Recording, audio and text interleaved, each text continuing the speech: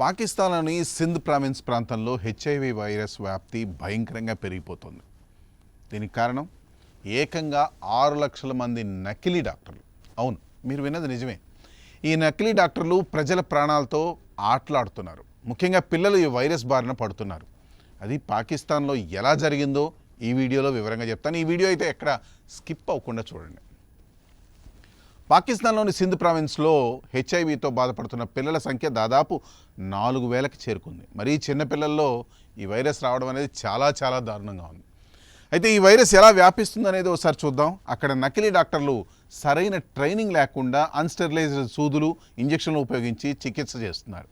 దీంతో ఎక్కువగా రక్తం ద్వారా వైరస్ వ్యాప్తి చెందుతోంది. కరాచీలో మాత్రమే 2.4 లక్షల మంది నకిలీ డాక్టర్లు పనిచేస్తున్నారంటే పరిస్థితి ఎంత దారుణంగా ఉందో ఆలోచించుకోవచ్చు. ఇప్పుడు ఈ సమస్యపై ప్రభుత్వం ఏం చేస్తోంది?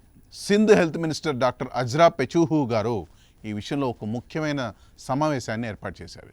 ఈ సమావేశంలో హెచ్ఐవి కేసుల పెరుగుదల గురించి చర్చించారు.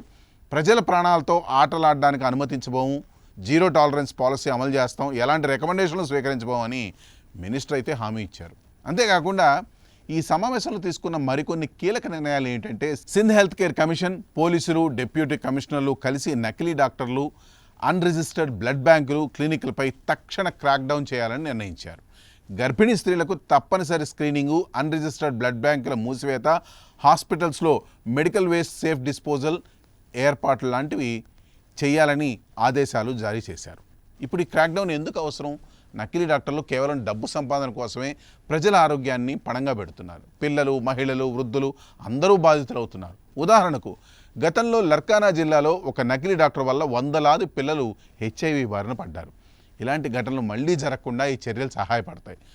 పాకిస్తాన్లోని ప్రజలు ముందుగా ఈ విషయంలో తెలుసుకోవాల్సిన చర్యలు ఏంటంటే, డాక్టర్ని సంప్రదించేటప్పుడు వారి క్వాలిఫికేషన్ చెక్ చేసుకోవాలి.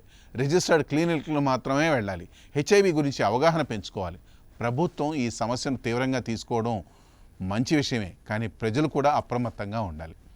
పాకిస్తాన్ లాంటి స్వార్థపూరిత దేశం తమ ప్రజల క్షేమం గురించి ఏమాత్రం పట్టించుకుంటుందనే విషయం ప్రపంచానికైతే తెలుసు. అందుకే పాకిస్తాన్ ప్రజల క్షేమం ఆ దేశ ప్రభుత్వం చేతుల్లో అయితే లేదు, అది తమ చేతుల్లోనే ఉంది అన్న విషయాన్ని ఆ ప్రజలు గ్రహించాలి. ఈ స్టోరీపై మీ అభిప్రాయాలను కామెంట్స్ రూపంలో తెలియజేయండి.